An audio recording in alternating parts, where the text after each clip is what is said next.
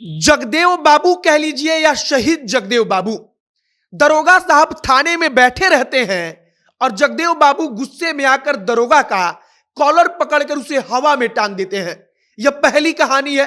अब दूसरी कहानी सुनिए कि हर कोई जगदेव बाबू से हाथ जोड़कर कहता है कि आपको प्रशासन खत्म कर देगी, पूरी प्लानिंग बन चुकी है, लेकिन अरवल जिले का वह लाल एक बार निकल पड़ता है तो बस निकल पड़ता है।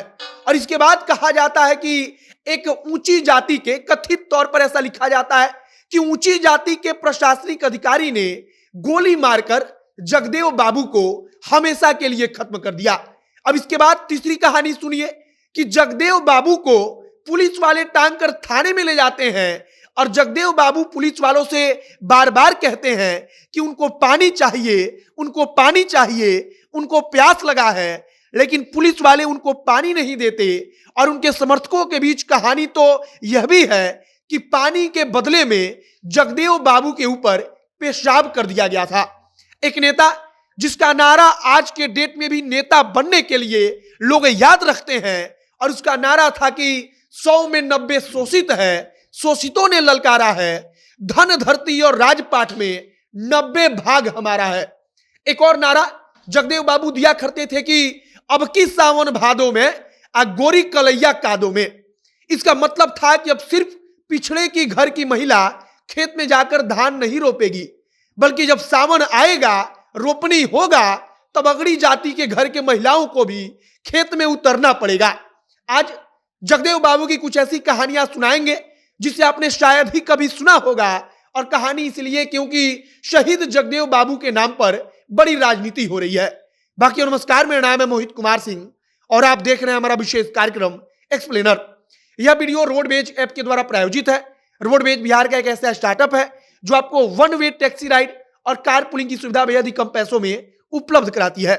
वन वे टैक्सी राइड का मतलब कि अगर आप रोडवेज की टैक्सी से कहीं जाते हैं तब आपसे सिर्फ एक तरफ का किराया लिया जाएगा, जो कि बेहद सस्ता होगा।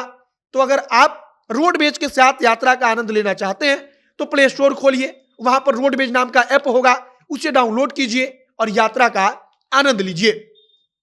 अब हम लोग वापस लौटते हैं जगदेव बाबू की कहानियों पर। एक कहानी सुनाई जाती है कि किसी मामले को लेकर जगदेव बाबू बड़े गुस्से में थे। गांव वालों से जुड़ा हुआ मामला था, मतलब कि जनता से जुड़ा हुआ मामला था, और वह गुस्से में तमतमाते हुए थाने के अंदर चले गए। लेकिन थानेदार साहब को जगदेव बाबू की यह आदत पसंद नहीं आई। थानेदार साहब ने जगदेव बाबू को कुछ बोल दिया और फिर जगदेव बाबू ने थानेदार का कॉलर पकड़कर अपने हाथ से हवा में टांग दिया। समर्थक कहानी सुनाते हैं, कई जगहों पर लिखा जाता है कि जगदेव बाबू कहते थे कि यह काम करना है तो उनको बस करना होता था, उसका परिणाम क्या होगा इसके ऊपर जगदेव बाबू का ध्यान कभी नहीं रहा। जगदेव बाबू के बारे में कहा जाता है कि उनको इस सिस्टम पर विश्वास नहीं था, इसीलिए उन्होंने अपनी डिग्री को उस वक्त फाड़ कर फेंक दिया जब उनको नौकरी नहीं मिली थी। दरअसल एक जगह वो इंटरव्यू में गए थे, लेकिन इंटरव्यू में उनको बाहर कर दिया गया, उनको नौकरी के लिए पात्र नहीं पाया गया, और इसके बाद जगदेव बाबू ने अपना डिग्री उठाकर वहीं पर फाड़ दिया और उसके बाद से ठान लिया कि अब पूरे के पूरे सिस्टम को बदलना होगा। और इसी के बाद से वो नारा आया कि अगर 100 में 90 शोषित है तो 90 भाग हमारा है, और अब राजपाट शोषित चलाएगा। अब जगदेव बाबू की कहानी उसी अरवल जिले की जहां से जगदेव बाबू का जन्म हुआ।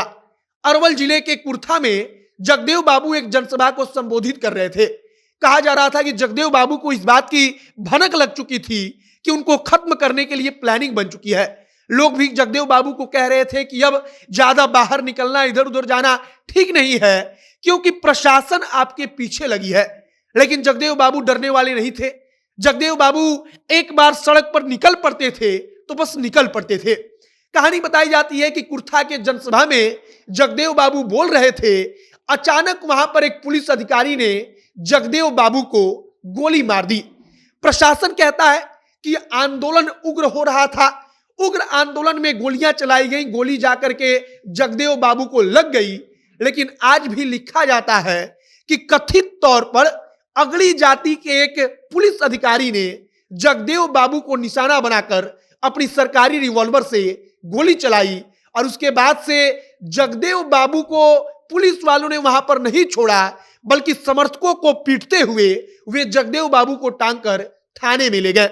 अब इसके आगे की कहानी जब समर्थक सुनाते हैं तब समर्थकों के आंखों में आंसू भर जाता है, क्योंकि वो बताते हैं कि जगदेव बाबू जब थाने में जाते हैं तब वो बहुत थक चुके थे, वो घायल थे और जगदेव बाबू बार बार पुलिस से, दरोगा वालों से कहते थे कि हमको एक गिलास पानी पिला दो। जगदेव बाबू थाने में बैठकर कहते रहे कि हमको एक गिलास पानी पिलाओ, और उस वक्त पुलिस वालों ने पानी ना देकर जगदेव बाबू के ऊपर पेशाब कर दिया।